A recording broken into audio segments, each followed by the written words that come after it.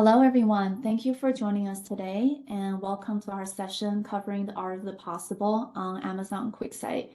My name is Jess Wang, and I'm part of the worldwide QuickSight go-to-market team. And I'm joined by my colleague, Michael Davey, who is a senior QuickSight sales specialist. In the next hour together, we are excited to cover four main topics. First, we'll dive into an overview of QuickSight's main capabilities, use cases, and why those are relevant to you. And then we'll spend the majority of time within the QuickSight platform itself with a demo showing you the art of the possible via a couple of different examples.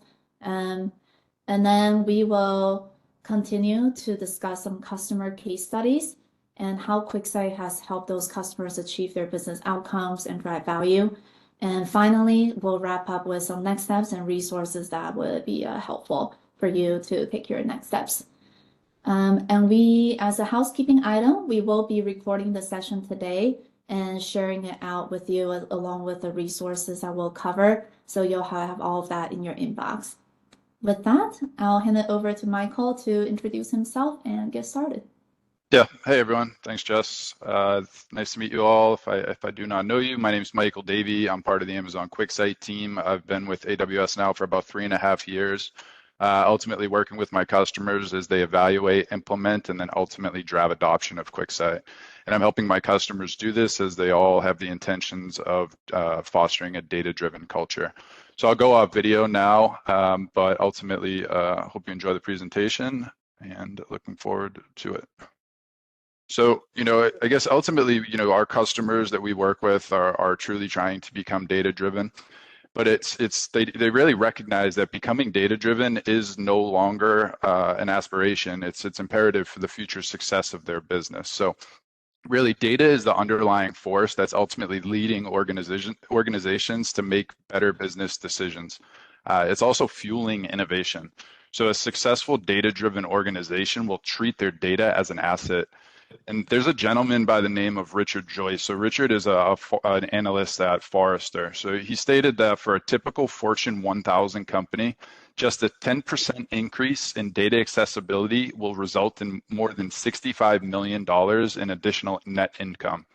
So additionally, Forrester is estimating that data-driven businesses are growing at an average of more than 30% annually. So ultimately, in order to stay relevant now and into the future, you need to put your data to work. But with that being said, most organizations currently aren't putting their data to work. So companies might be creating and collecting and storing more data than they ever have before, but most of it isn't being used at all. Accenture actually found that 68% of companies aren't realizing tangible or measurable value from their data. So an organization needs to cultivate a data-driven culture. Data alone won't unlock trap value.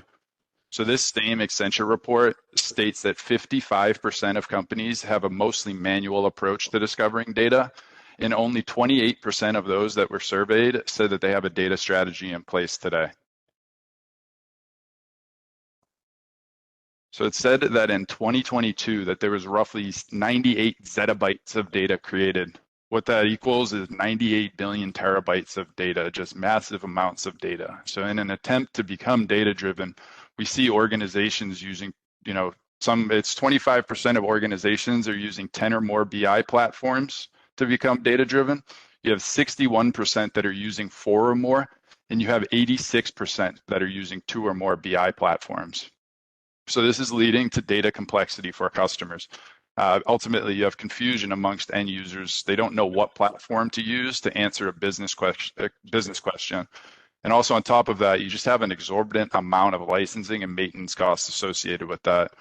So according to multiple studies, this complexity and confusion, regardless of how much money is being spent, is leading to less than 20% of decision makers using business intelligence in their day-to-day decision making. So ultimately, you have 1 out of every 5 decision makers using business intelligence to make decisions.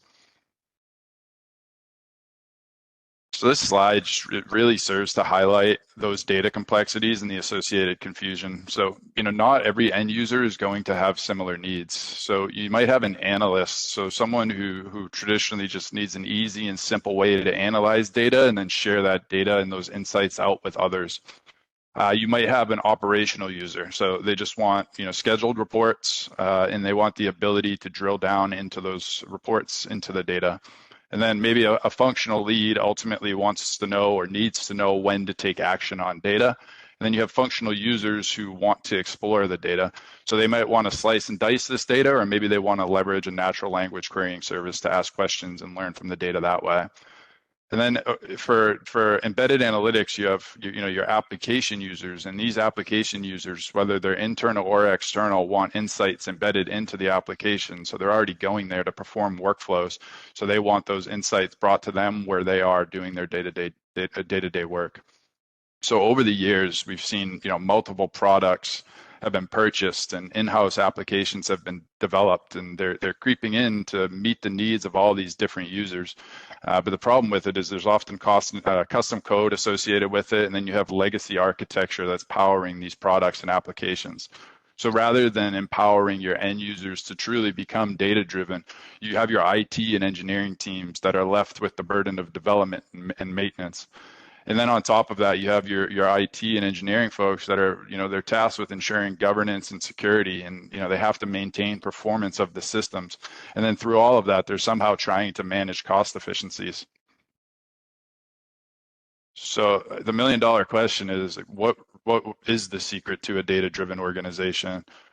So at a high level, how I see organizations creating a data-driven culture, it's when they're successful and really what I classify as three important areas. So one's architecture.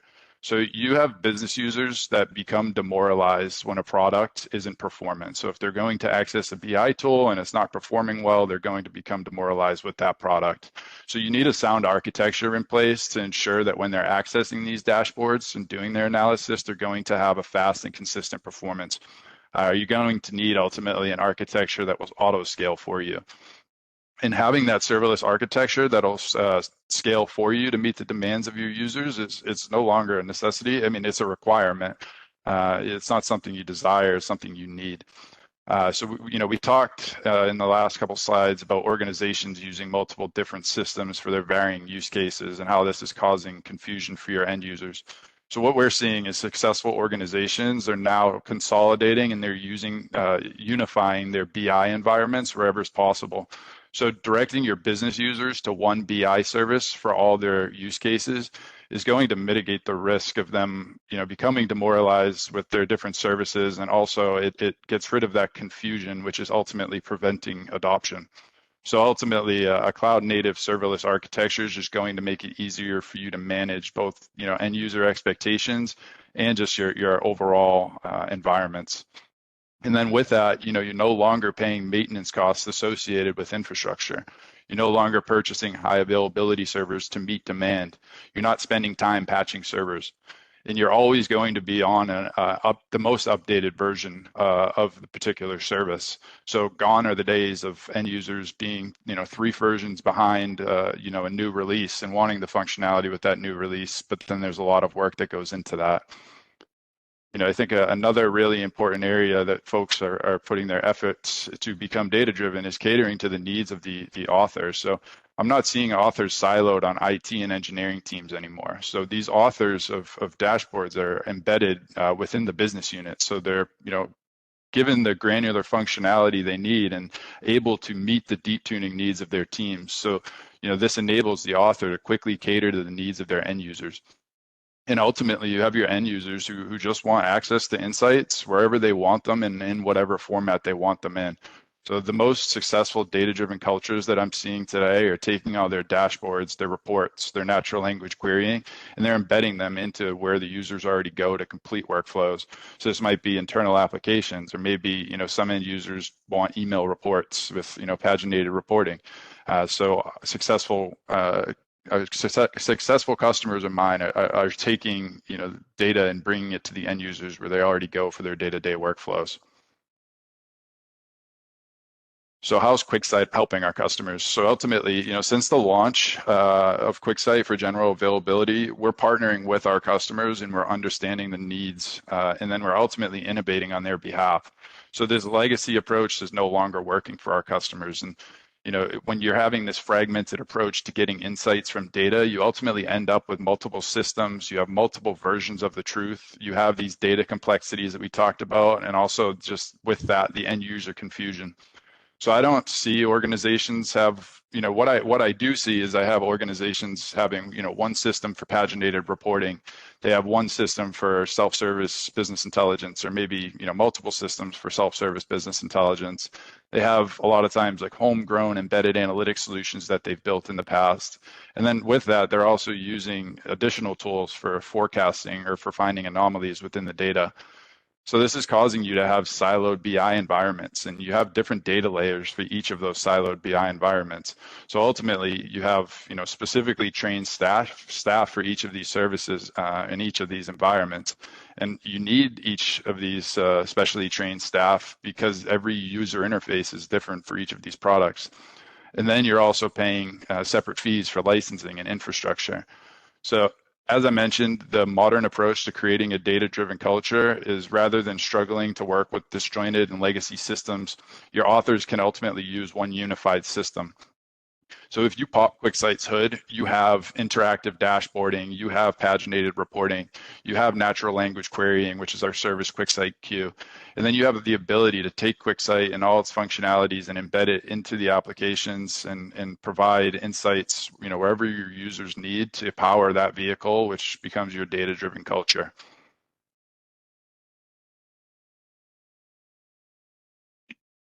So, QuickSight, as I said, since we released is, something I take pride in is it being part of the team is, continually working with our customers to understand their needs and then delivering on those requirements. So in the past 2 years alone, we've released over 150 new features in QuickSight, and most of this innovation is coming directly from feedback from our customers, them telling us what they need and us delivering.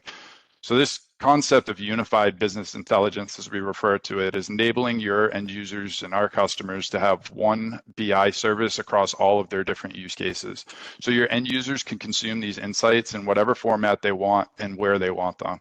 So you might have paginated reporting or interactive dashboarding, and then you have the ability to ask questions in plain language. So QuickSight's going to be the same user interface for each of these different use cases. So you'll have a single source of truth in a single performant BI service for your end users to access. And I truly believe that performance is key to being a truly successful data culture. So end users, including myself, don't want to sit around waiting for dashboards or reports to load. So QuickSight's built on a highly purpose-built architecture that's going to auto-scale for you. So QuickSight will efficiently and instantly scale to meet the demands of hundreds of thousands of users. And you no longer have to manage any servers. You don't have to manage software or install software. You don't have to think about infrastructure, and you don't have to pay for any of it. So you're ultimately eliminating investments in those unnecessary resources. And what you can do with QuickSight is take it and give access to everyone within your organization. One other thing to touch on with the auto scaling is that we have Spice. So Spice is our in-memory engine. So Spice can support 1 billion rows of data in a single data set. So this is going to enable your users when they're filtering on a dashboard to get consistent and predictable performance, even when they're filtering on large data sets. And I talked about the ability to embed QuickSight. So this is the concept of insights anywhere. So we have a vast library of APIs that are going to enable you to take QuickSight and embed it into your application. You can customize the look and feel of the application and just deliver a seamless experience for your end users where they are and where they want access to data. We take governance and security very seriously. So QuickSight does have the ability to leverage row level or column level security. Our customers are often using role-based access control, and you can automate all of the user provisioning with our APIs. Another way that we're helping our customers become data-driven is through the concept of augmented analytics. So I talked about QuickSight Q. So QuickSight Q is our natural language querying service. So this is going to be the ability for your end users to come into QuickSight, type a question or make a statement and get answers from the data. But on top of that, there's also other machine learning that's built into QuickSight. So QuickSight has forecasting out of the box, so you can simply quick and easily stand up a forecast on your data. There's also anomaly detection, so you can scan millions of metrics and find anomalies within the data. And then there's also the concept of narratives, which I classify as natural language processing. So based off of data points that you select, QuickSight's going to automatically generate insights into that data and put it into a plain language so that your end users are able to just come in and read what's going on in a dashboard. And then another way that we innovated for our customers is through pricing. So, QuickSight has the concept of usage-based pricing. So one of the biggest concerns that I see from customers, or one of the biggest challenges that I see is that you can't really democratize access to data when licensing fees are through the roof. So with QuickSight, there's no more licenses based on users. You're not going to have long-term contracts. So you're only going to pay for what you use, which has been resulting in a dramatic savings for our customers. And what you can use this dramatic savings for is to ultimately enable more BI users and truly create that data-driven culture that our organizations are seeking. So I talked about embedded analytics. I'll quickly highlight some of the ways that you can embed QuickSight. So there's visual embedding. So this is, if you have high traffic websites and maybe, this is like a login page to an application, a home page to an application, you can take individual visuals of QuickSight and embed it there. So maybe there's some sort of KPI that you want to display to your end users, which would enable them to take action within the application. So you can embed individual visuals within QuickSight.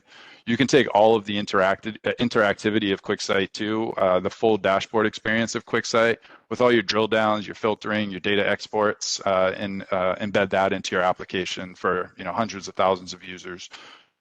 There's branded email reports. So if you're an ISV, or maybe you're an enterprise that wants to provide analytics to your partners, maybe you want to send branded email reports. So with QuickSight, you're able to schedule and send emails to those hundreds of thousands of users, and you can enforce data security and custom branding and things of that nature.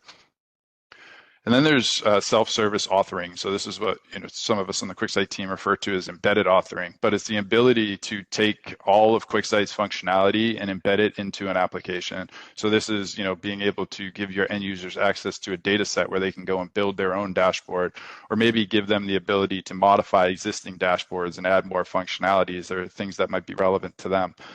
This is where we're seeing a lot of customers monetize QuickSight. And just create a more value-driven embedded analytics solution within their application. Then there's the ability to take QuickSight Q and embed it into your application as well. So you can take QuickSight Q, which is the natural language querying, the ability to ask questions of the data, and embed that bar so that your end users can just ask questions directly within your application without needing to slice and dice data.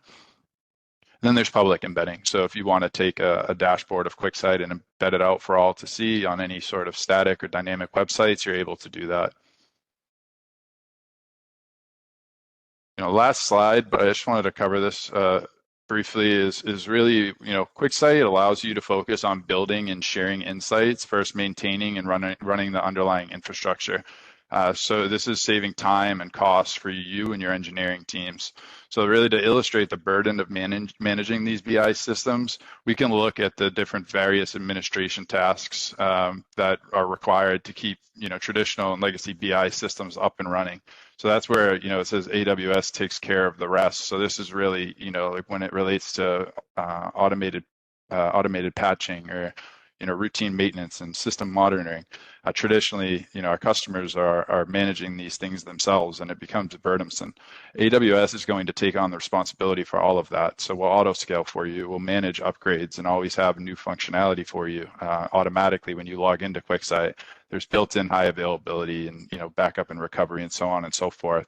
So what this ultimately enables our customers to do is really just focus on the insights. So all you have to do is focus on the tasks that matter most to your organization. So, creating the KPI and metric designs and turning on the automatic insights with NLQ, and just using machine learning and just overall granting access and sharing the rules and logic associated with that. So with that, I'll jump into the demo of QuickSight. But let's all board Mrs. Frizzle's magic school bus and use our imaginations. And let's say Jess and I are part of a fictitious org called Quick Motors. So I'm a VP of sales at Quick Motors. I'm using QuickSight by getting summary reports. So I'm getting paginated reporting sent to my email on a daily and sometimes weekly or monthly basis, but just a recap of everything that's going on.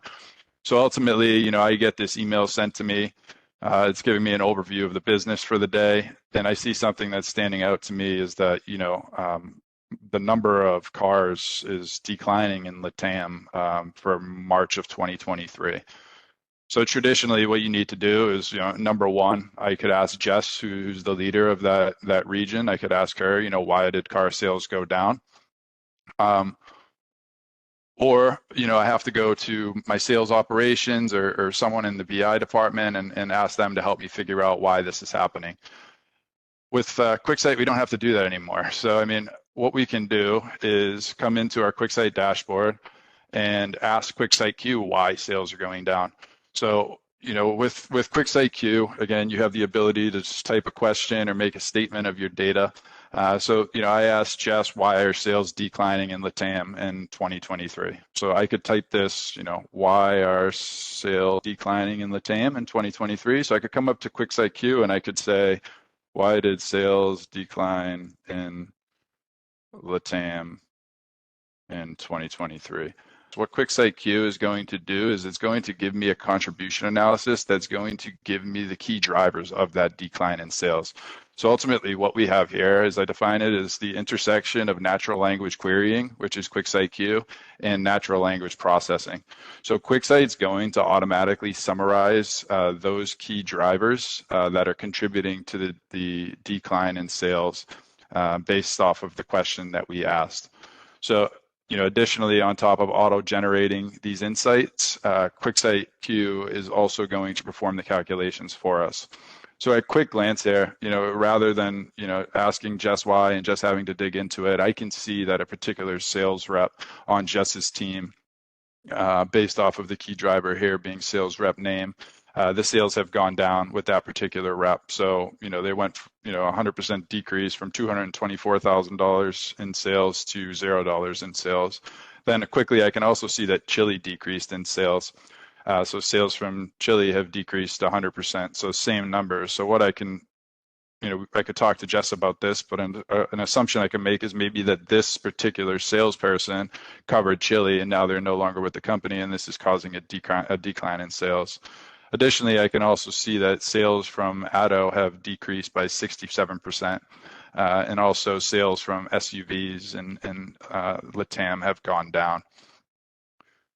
So, while we have QuickSight Q as machine learning, I also had covered that we have these insights, as I call them, natural language processing. So QuickSight automatically summarizing insights that it finds into our data from our data and putting it into a plain language.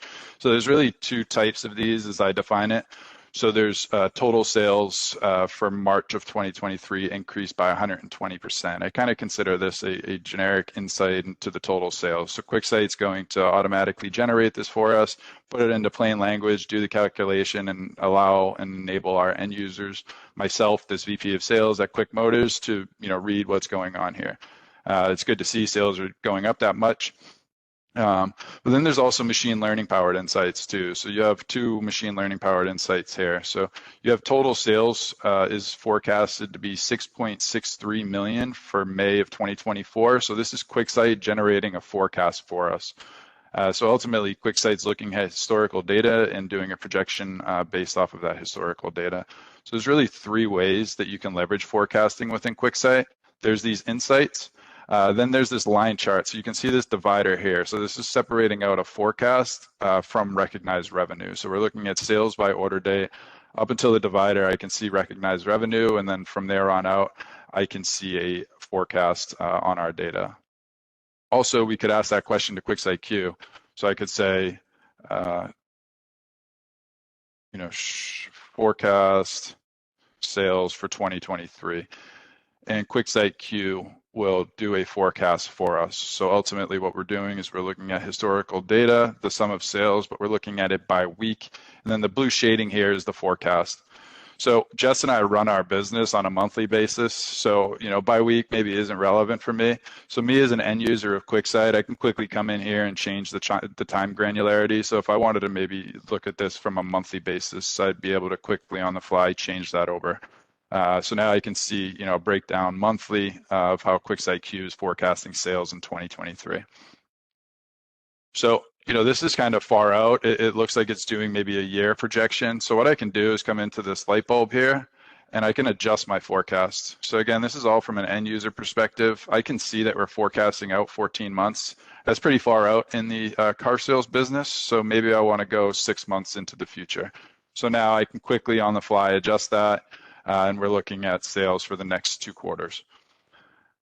Another thing that you'll note here is, I covered this concept of insights, this natural language processing and generation of insights. So based off of this statement I made here, forecast sales for 2023, QuickSight's identifying other interesting and unique things about the data that it wants to present to me.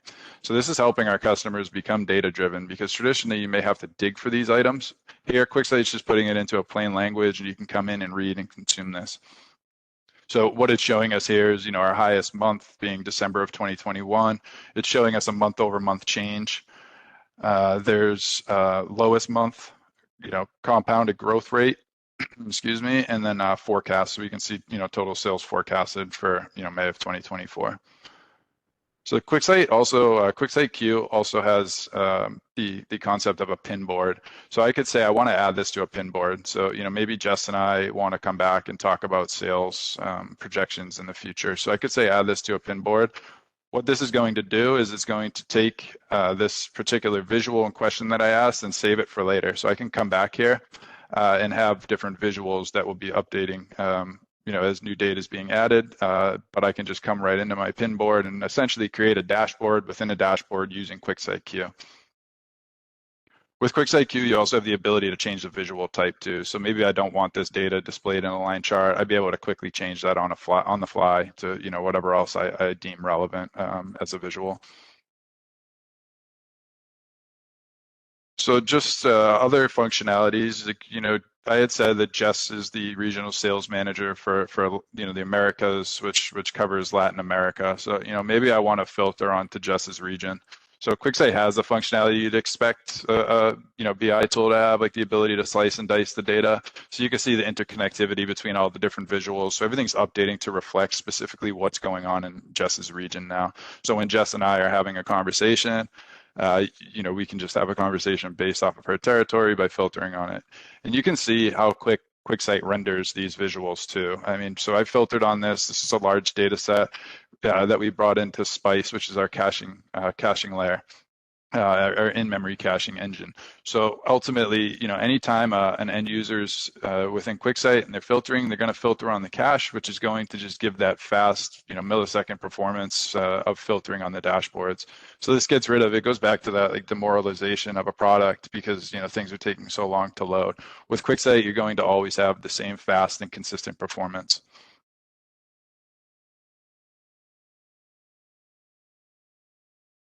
So, I can see at quick glance here too. You see a lot of different visual types built into this. Something that stands out to me is that, this pie chart right in the middle catches my eye just based off of the type of vehicles that we're selling.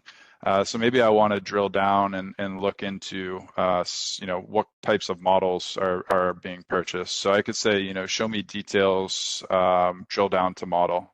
And I can have a quick drill down to see, based out of sedans, I can see that, Yoho and Rainier are doing pretty well and Arches isn't too bad, but, maybe Sierra is somewhere where we need to focus.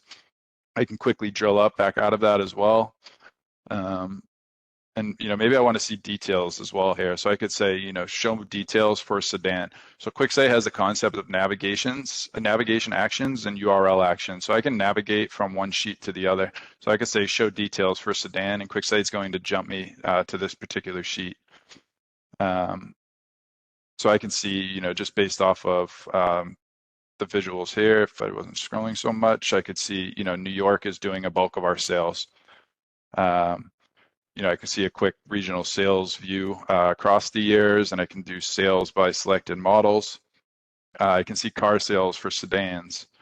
Maybe we want to go back and look at Jess's particular region too. So, I mean, Jess, we saw that, some of Jess's territory was actually declining. So maybe we want to say, let's look at SUV's details within the Americas specifically. So I could say, show me details within the Americas.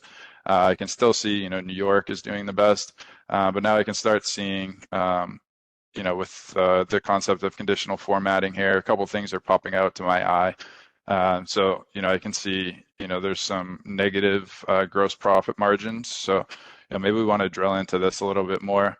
I can see that it's a particular sales rep that was the one who gave a 30% discount, which led to gross profit margin. So with QuickSight's concept of URL actions, I'd be able to navigate to, continue my workflow, but I could say send an email to Catherine Watson. Let's get an understanding of, why this is happening. So ultimately, what QuickSight's going to do is it's sending to Catherine. It's giving me the subject line, and then it's giving an email to Catherine real quick, just saying, hey, check out the details on this and explain to us, why you gave a 30% discount, and now we're negative on the profit margin. Something else that I noticed back when I was in the dashboard is that, in Jess's particular region, there's a lot of recalls on exterior lighting. So, I would be curious to know, like, is this the same? I mean, maybe we're using a different manufacturer across the different regions. I can filter back up on all of the different regions, and I can see that it is in fact the same manufacturer, and that there's exterior lighting is our number one recall component. So airbags are high up there as well, but really exterior lighting, excuse me, stands out the most. So I could say show recall insights. So this is another sheet. So I could navigate from here and go into recalls. So now at quick glance, I can see a breakdown of the number of recalls for a particular model year, number of recalls over the year, so on and so forth. It looks like things were okay for a while until 2019. So maybe in 2019, we released a new trim or just kind of like rebuilt the model of our vehicle, which caused, a massive amount of recalls. So we could then, use this toggle. I can see this is in 2019. Maybe I want to use this toggle and go to 2019. So we can see the KPIs are going to update to reflect specifically what's going on within, this particular model year. And I can see, 487 recalls for exterior lights and 167 for airbags and so on and so forth. So we can, come here as well, and I could, look at, different recall initiative details. So I can see kind of where these recalls are coming from, like who's starting them. This one in particular is the Office of Defects Investigation, and I can see that we need an estimated 1,309 units for recalls this year. So what I could do is maybe set a threshold alert on this. So QuickSight has the concept of threshold alerting. So I could say, create alert. So if this number goes up, I need to be notified, as it's going to impact my sales. So what I can do is say, manufacturer start date, latest date, end date, latest date, and then recall notice, latest day. And what I can do is set, I want to know if it goes above, it's at 1,309 right now. I could say if it goes above 1,309, let me know. And then, as often as I want to be notified, so I can set my frequencies here. So as frequently as possible, daily at most, weekly at most, etc. And what this is going to do is send me an email if that threshold is hit. Something else too, I mean, maybe I want to come back to this view and have a conversation with Jess about this. So I could bookmark this particular view that I have and save this view.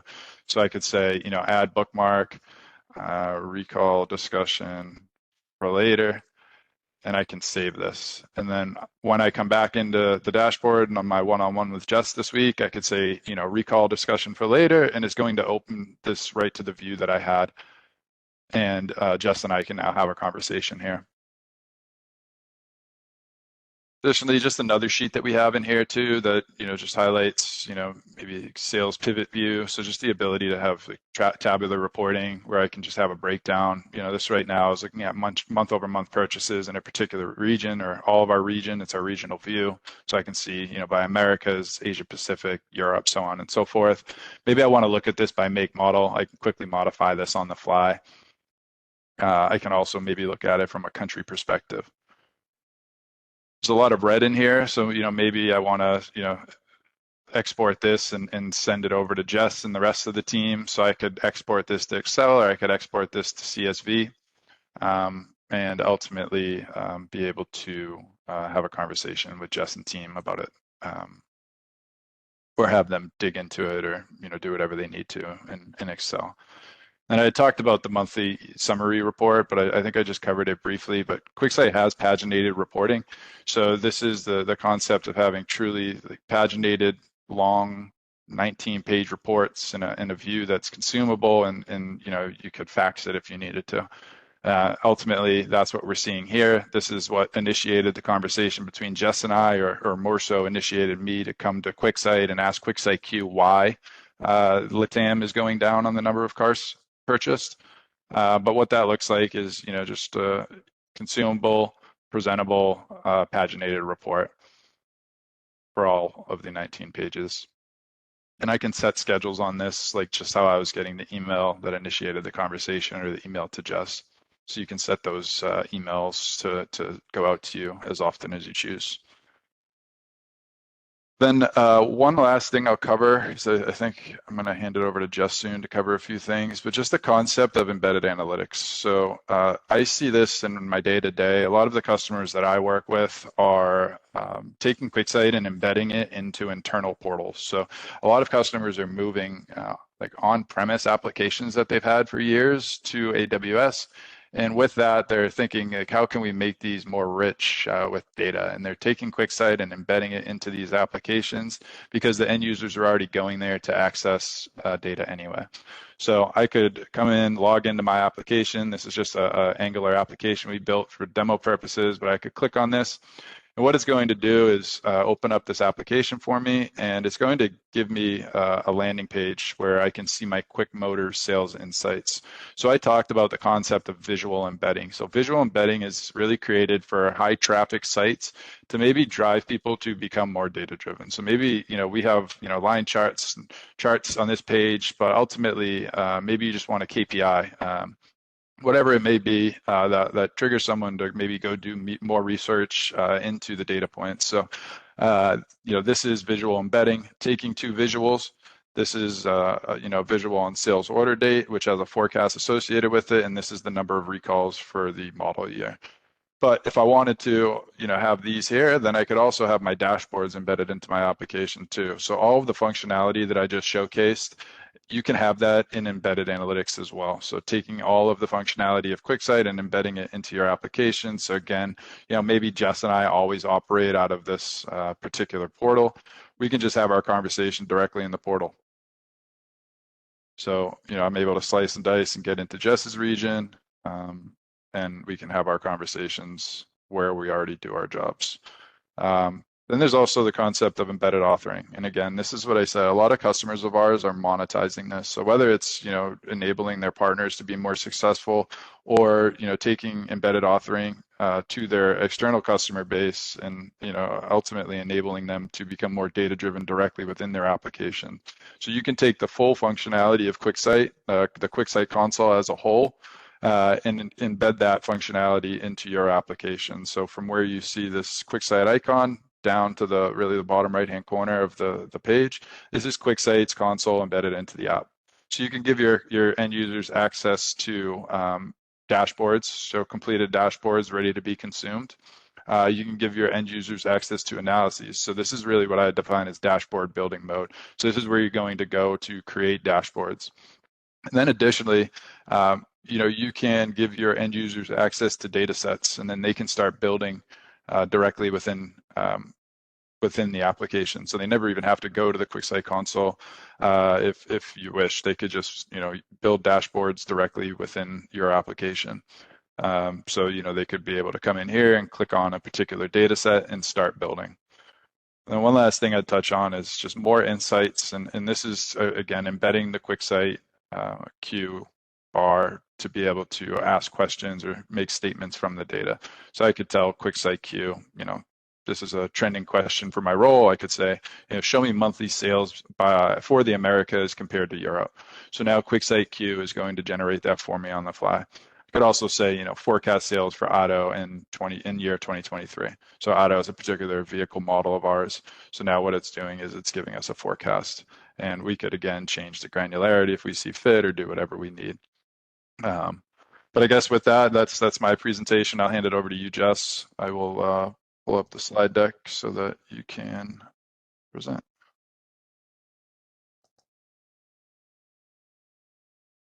Great. Thank you, Mike, for the overview and the great demo. So now that you've seen some QuickSight's main capabilities and the variety of ways you can create and present and consume insights, you might be thinking, what are some ways that I can leverage QuickSight to achieve my key business outcomes? So at a pretty high level on the slide, we see organizations' ultimate goals are really to grow the profit wedge.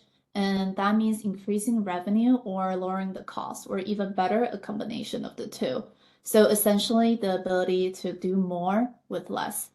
So looking at the arrows here, on the top, we see companies wanting to increase revenue by being more innovative and with more agility, so that in the fast-changing environments today, they can readily adapt to evolving customer market needs and capture opportunities that show up along the way. And in terms of business intelligence, this may include creating new data analytics products and therefore revenue streams, or using innovation to differentiate the existing offerings. And that may help them drive product stickiness and user satisfaction. And on the bottom arrow, we see companies looking to optimize costs and increase efficiency and reduce overhead from infrastructure management, etc. And we particularly are hearing from CFOs wanting to reduce the risk of fixed costs that are inflexible to change when there are situations where company goals change. And on the next slide, we'll review some specific examples of how QuickSight customers have leveraged our platform to help them capture really both of these aspects and grow the profit wedge. So here you see there are 5 pillars. These are the 5 common drivers behind why our customers leverage QuickSight and some of the results that they have achieved. So starting from the left, which are more focused on optimization, we have migration and modernization. So customers are starting to face challenges often because their legacy BI platforms are no longer providing what they need in the current environment. And they're looking to modernize their product and user experience while still optimizing costs and increasing productivity. So as an example, that top one there, Bayer Medical, is a global company that provides breathing solutions. And during the peak of COVID, as you can imagine, Bayer had to rapidly increase production with efficiency while still providing interactive analytics and insights for their internal analysts so that they can make key business decisions in that unprecedented environment. The challenge they faced was that they had a lot of manual processes and siloed data sets, so they weren't able to really provide a comprehensive view of their data. So eventually they came to QuickSight, and with QuickSight, they were able to build a one-stop unified portal that provide analytics and across multiple business streams for that comprehensive view. And in addition, they introduced predictive modeling and forecasting, like Michael reviewed, to actually show them what might be coming next and be able to preemptively make preparation for those scenarios. As an outcome, utilizing the breakthrough levels of performance, efficiency, and scalability, Bayer was able to increase their production of the breathing solutions by 2,000%. And along the way, by utilizing QuickSight's consumption-based pricing, so really charging what they use, save costs by 70%. As an example of a migration modernization of the insights. Going into the next one, consolidation and unification, we are also seeing the trend from organizations which often have multiple BI tools already, which over time do become challenging and costly to maintain and manage and can create silos, especially as their data continue to grow at a rapid pace and they're ramping up their user base as well to help them become more data-driven. So there's benefit in consolidating the BI tools to create a unified BI experience that not only improves the experience of their end users and also a single source of truth that will enable them to tell a consistent story across all their data. And we are also seeing some better together with AWS. QuickSight is tightly integrated with our database and analytics services. And for customers that are looking to modernize their overall data stack, they can benefit from holistic data strategy by migrating to AWS DBNA services. Example customers that embodies both of these is Best Western. Best Western has been a QuickSight customer for several years now, and it is a global network of hotels located in over 100 countries. They have property general managers and users in all of their locations. The challenge that they faced is that they were using Cognos and Tableau for over 15 years, but as their footprint for BI grew, the cost and maintenance were becoming challenging to maintain. In terms of licensing, Best Western was spending about $200,000 a year, and for each single version upgrade, for them to take advantage of the latest features, that was incurring additional spend of about $700,000. So they did an evaluation and eventually did a holistic migration of data analytics to AWS in order to have a fully managed solution with no maintenance overhead that can scale to all of their users. QuickSight sits on the front end of the data stack, serving insights directly to their end users, which is around 23,000 as of the end of last year. And as a result, they were able to accomplish a couple of key outcomes. They reduced time to insight from months to seconds. Previously, the property GM were receiving a quarterly static report, and in between, they were not really able to get insights into what's happening. With QuickSight, they had access at any time to a live interactive dashboard similar to the one Mike was demoing, so they could go in there and check out what's happening and derive insights and make business decisions based on that anytime. And additionally, incur major cost savings on QuickSight. Best Western ended up spending less than 30% than their previous spend on the other platforms, and so saving really over 70% of the total cost of ownership. And now moving to the right side, in terms of growing revenue and differentiating their products to be more competitive in the marketplace, we see organizations looking to rapidly increase their pace of innovation and develop more flexibility to prototype and accelerate the time to value. And we see an example from a customer called Showpad, which is on the upper right-hand corner there. So Showpad is a technology software company that provides a platform for sales and marketing enablement. And the platform provides sales content as well as insight and analytics to help their end customers, which are sales and marketing teams, to continuously improve their opportunity conversion rates. So they're able to have insight into where the bottlenecks are, why the opportunities are not converting, and be able to make changes as needed. In 2021, to further differentiate their products, Showpad decided to double down on data and set forth a vision to increase innovation, empower product decisions, and drive additional success for their customers with insights. So they face some challenges around creating that vision because of fragmented data and proprietary logic that resided within each of their existing BI platforms. So that made it difficult to generate insights quickly since a lot of it was manual and for the insights to tell the same story. QuickSight, once they chose it and deployed it,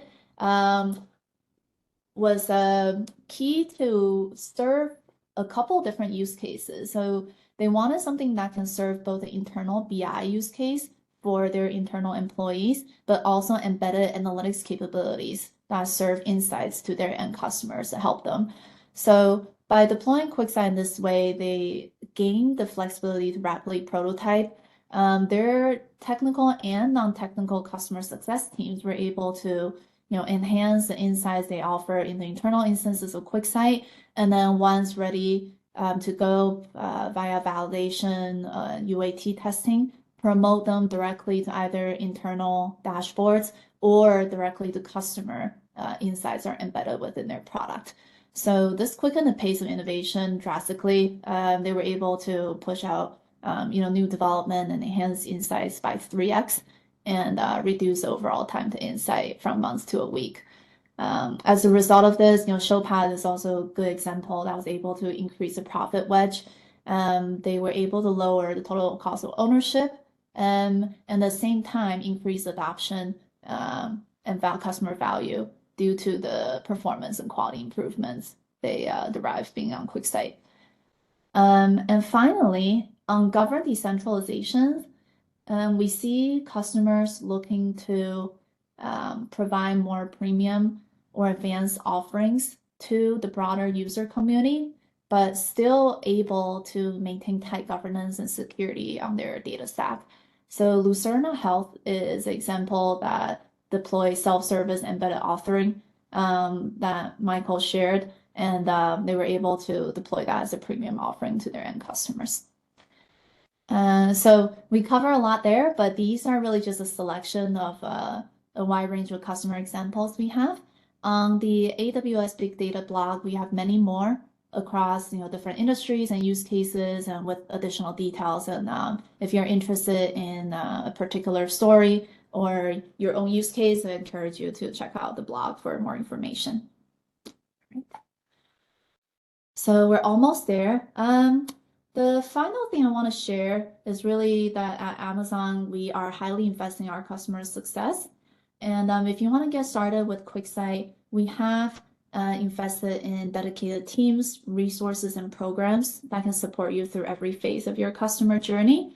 As shown here in the orange, from enablement, getting up and running with a prototype, to the build out, rollout, and then iteration to accelerate adoption and the value to your users.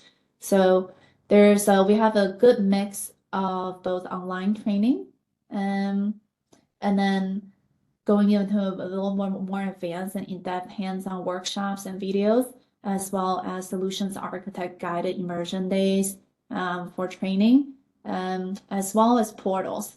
So Demo Central is a great asset for you to check out. It contains different simple dashboards similar to the one Michael was demoing. It can give you, a flavor of the different types of use cases that we've seen and different look and feel as well. And the developers portal is great for those interested in the embedded experience. It is a sandbox where you can go and simulate the different experience, from just a dashboard onboarding to self-service, the embedded authoring experience that you may want to push out to your customers. And I will want to highlight also the data lab during the design prototype section. This is really designed to accelerate the time to insight so that you can get up and running as quickly as possible. Within a span of 3 to 4 days, our team runs a lab with your team so that you can produce a prototype that is designed to move into productions very quickly after that. And finally, we have a variety of other ones, but I do want to highlight the Quicksite Community, which is designed to be a one-stop shop for all things QuickSight.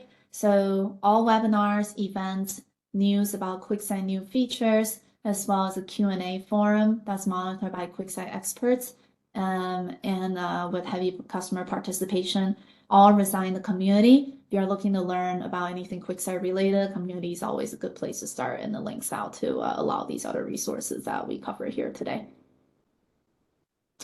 Next slide, Mike. Okay, and finally, just some next steps and resources. So we will be following up with an email with the additional resources that will include the link to today's recording. There's also a shareable asset that we've developed. It's a 3 to 4 page highlight of QuickSight, kind of hits on the points, a lot of the points that we touched on today. So you can feel free to download that and share internally with your colleagues or folks within your organization. and the links to our key sources and assets I covered. And we do have a dedicated team, as I mentioned, with BI expertise that is designed to help our customers and drive adoption. So if you're interested in learning more or exploring next steps, please feel free to reach out to this alias here, quicksitesales@amazon.com, and someone from our team will be happy to get back to you and help you out. So that being said, that wraps up our session today. So once again, from Mike and myself, thank you so much for spending an hour with us, and don't hesitate to reach out. We look forward to hearing from you.